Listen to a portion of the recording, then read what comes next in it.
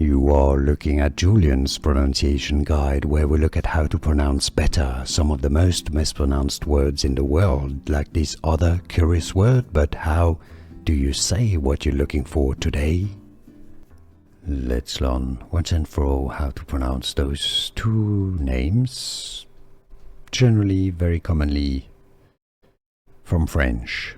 The top word, the top name, top spelling here is Chantal, is the French pronunciation, therefore in English, Chantal. The bottom one, Chantel, in French. In English, therefore, Chantal. Do you pronounce it any other ways? Chantal? Chantal? Let us know in the comments. And where you're from, so we all learn from you.